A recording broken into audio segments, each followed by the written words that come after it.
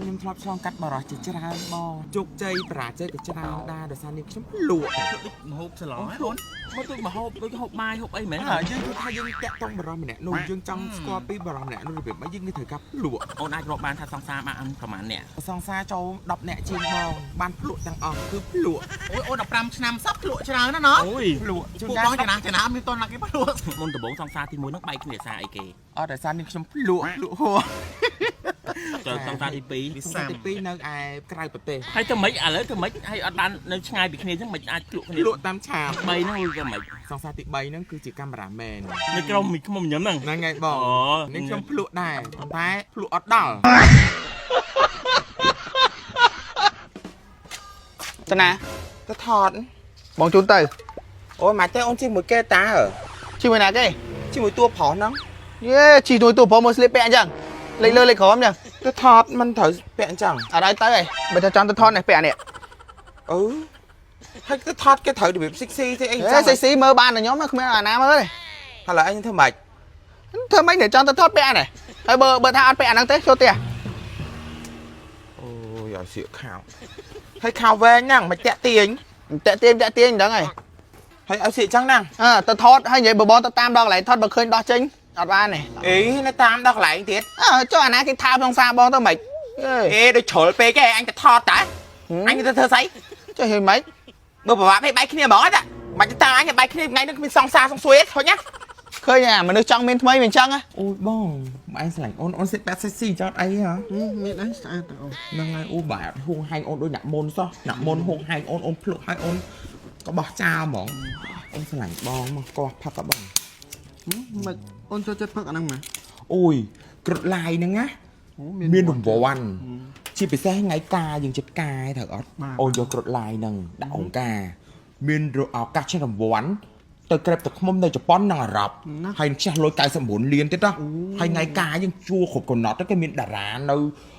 មកស្ប្រាយយើងទៀតទៅពួកឃ្លាំងអីទៀតរ៉ាឌីអីហ៎អូអត់តហ្មងតោះបងអូជាតិម៉ែបងនេះខ្លាំងតែហ្នឹងទៅបងនេះបែកអូយញ៉ាំតបែកគេហាច់បែកគ្នាញ៉ាំ7វិញបងមកទៅស្រាក់គ្រុតនោះស្រួលផឹកហើយឈ្នះរង្វាន់ច្រើនទៀតមកបងមកមិនអែមប៉ឆ្ងាញ់ហ៎ផ្អែមហ្មងវងហើយបងវងមែនតាអូនដូចអាម៉េចទេនេះម៉េចវិញមកទៅក្នុងអូនភ្លក់បែកទេមកភ្លក់ម៉េចវិញមកទៅចូលក្នុងដឹងហ្នឹងមកជំរាបសួរប្រិមត្តទូរទស្សនិកជនអរគ្នាថ្ងៃនេះជួបជាមួយកម្មវិធីនិយាយពីបទពិសោធន៍ស្នេហាជាមួយខ្មុំញឹមចង់ដឹងថាតារាកិត្តិយសរបស់យើងជាតាណាទៅជួបគាត់ទាំងអស់គ្នាជំរាបសួរអូនជំរាបសួរអូយបរោះខ្លាញ់ពេកដូចគ្នាសោះបែកបយសក់ទាំង3អ្នកហ្នឹងចង់និយាយថាអូនថ្ងៃនេះកម្មវិធីបទពិសោធន៍ស្នេហាជាមួយនឹងខ្មុំញឹមបានអញ្ជើញអូនមកជាឈ្មោះកិត្តិយសចង់ដឹងថាឆ្នាំនោះអាយុប៉ុន្មានហើយនេះខ្ញុំអាយុ15ឆ្នាំ15ណាស់អូនមកដូចត្រឡោកតានេះខ្ញុំលូតលាស់ចាតាអញ្ចឹងប្រហែលជាឆ្លងកាត់ជីវិតដ៏ជូរចត់ហើយត្រូវហ៎ធ្លាប់ហើយក៏មកជួបរឿងស្នេហាច្រើនដោយសារតែនេះខ្ញុំមានរូបសម្រស់ស្រស់ស្អាតអញ្ចឹងនេះខ្ញុំអាយុក្មេងក៏នេះខ្ញុំមានសង្សារច្រើនសំអួតតិចទេអូនចូលចិត្តញ៉ាំខុលឡាត់ចាស់អូនថាឥឡូវគាត់មានគេឈ្មោះល្បីល្បាញមែនទែននិយាយទៅគាត់ល្បីប៉ុន្មានដងហ្នឹងណាចាអូនល្បីច្រើនដងចាអត់ដែរថាល្បីរឿងអីល្បីតាមសាសនាមេរឌីច្រើនណាស់ការងារសិល្បៈអីចឹងណាអូនចុះបងចង់សួរថាបទពិសោធន៍ស្នេហានេះកម្មវិធីនេះគឺនិយាយពីរឿងស្នេហាហ្មងចាបងចាតែអូនឆ្លងកាត់បរោះប្រហែលអ្នកហើយខ្ញុំធ្លាប់ឆ្លងកាត់បរោះជាច្រើនបងហើយក៏បានគេហៅថាជួបជាមួយនឹងស្នេហាជួបចប់ជោគជ័យបរាជ័យក៏ច្រើនដែរដោយសារនេះខ្ញុំភ្លក់ទាំងអស់ភ្លក់ដូចមហូបច្រឡំអូនមកទៅមហូបដូចហូបបាយហូបអីមែនយើងគឺថាយើងតាក់ទងបរិសុទ្ធម្នាក់នោះយើងចង់ស្គាល់ពីបរិសុទ្ធម្នាក់នោះរបៀបម៉េចយើងត្រូវការភ្លក់អញ្ចឹងឥឡូវអូនអាចរាប់បានទេតាំងពីដើមមកអូនអាចរាប់បានថាសង្សារបានប្រហែលអ្នកភ្លក់ប្រហែលអ្នកភ្លក់ហ្មងហើយបើសង្សារចូល10អ្នកជាងបងបានភ្លក់ទាំងអស់គឺភ្លក់អូយអូន15ឆ្នាំសោះភ្លក់ច្រើនណាស់ណ៎អូយភ្លក់ជួនបងចំណាមានតនណាគេភ្លក់បងដល់មានដាក់ភ្លក់សពការបងឡើងក្រៀមនេះ ធម្មតាគេចូលចិត្តរបស់ផ្អែមកាត់ភ្លក់របស់ប្រៃទេបង ឥឡូវអញនិយាយថាមុនដំបូងសង្សារទី1ហ្នឹងបែកគ្នាសារអីគេ អត់តែសារនេះខ្ញុំភ្លក់ហួរ ភ្លក់អស់ចិត្តតែអស់ចិត្តដូចគេទៅ ចានេះខ្ញុំចង់ការរបស់យើងចូលកាច់ចូលចិត្តរបស់ឆ្ងាញ់ដែរបងតែភ្លក់ទៅអត់ឆ្ងាញ់ក៏នេះ អត់ឆ្ងាញ់ចូលសង្សារទី សង្សារទី2នៅឯក្រៅប្រទេស 2នៅឆ្ងាយពីគ្នាអញ្ចឹងមិនអាចភ្លក់គ្នា ភ្លក់តាមឆាត ភ្លក់តាមឆាត ចា អូនញូខី អូនយូគីជីលាវ បងនេះជារឿងស្ត្រី ហើយដល់ពេលអញ្ចឹងទៅបែកគ្នាសារអី បែកដោយសារខ្ញុំភ្លក់ទៅអត់ឆ្ងាញ់ ភ្លក់មិនឆ្ងាយមិនក៏តាមទូរស័ សា ព្ទ តាមទូរស័ព្ទភ្លក់អត់ឆ្ងាញ់ក៏នាងខ្ញុំសំបែកសង្សារទី2គឺនៅខ្មែរតែបើយើងចា តែអូនឆ្លៀវខីហើយ ហើយបង ចុះទី3ហ្នឹងវាក៏មិន សង្សារទី3ហ្នឹងគឺជាកាមេរ៉ាមែនមកភ័ក្រ នៅក្រុមមីខ្មុំញ៉ាំហ្នឹង ហ្នឹងហើយបង អូក្រុមអញហ្នឹង ចានេះខ្ញុំភ្លក់ដែរប៉ុន្តែ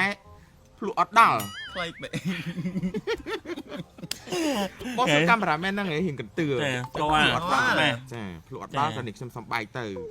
អញ្ចឹងអូនអញ្ចឹងចង់ទៅចាប់ចង់និយាយថាលៀវខៃ អូយមើលងាយគេខ្លាំងណាស់អូនតែចេះអញ្ចឹងចាប់ពីប្អូនដឹងក្តីមកអូនស្គាល់រសជាតិភ្លក់បានច្រើនរសជាតិ ចាបង ទាំងប្រៃផ្អែមល្វីងជូរចត់ចឹងទៅ ខ្លីវែង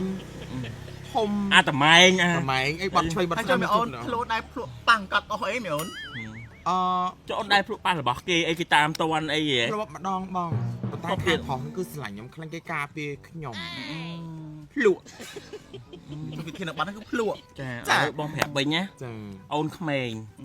អត់អាចប្រើពាក្យនឹងបានទេឥឡូវបងនិយាយបងបដៅហ្មងខ្ញុំនិយាយថាជាបងជា ណាបង រៀមជាបងប្អូន ក្មេងក៏ត្រូវការរបស់ឆ្ងាញ់ អត់ទេ ទៅការនេះដែរ អូនអាចប្រើពាក្យថាអញ្ចេះវិញ ដូរ ខ្ញុំ ពីភ្លក់ សាកល្បងខ្ញុំសាកល្បងចិត្តគាត់ឬក៏សាកល្បងមើលចរិតរឹកពីគាត់អត់អាចនិយាយថាពាក្យភ្លក់បានទេភ្លក់ហ្នឹង និយាយថា ស្មើនឹងអូន ស៊ី អូ យល់ទេ ចា អូនស្មានពាក្យថាស៊ីភ្លក់របស់ភ្លក់អញ្ចឹងដូចថាអូនអញ្ចឹងគេវាតម្លៃមកថាចេះអូយមួយនេះសៀវខីគេហើយឬក៏មិនគេភ្លក់វាហើយអញ្ចឹងកុំប្រើន័យថាភ្លក់ប្រើន័យ ចា ថា អ អូ ញ ន ប្រើន័យថាសាកល្បង ចាខ្ញុំសាកល្បងមើលចិត្តគាត់ឬក៏មើលចរិតរឹកពីគាត់សាកល្បងតាក់ទងគ្នាដើម្បីដឹងពីចិត្តនេះ ចង់ភ្លក់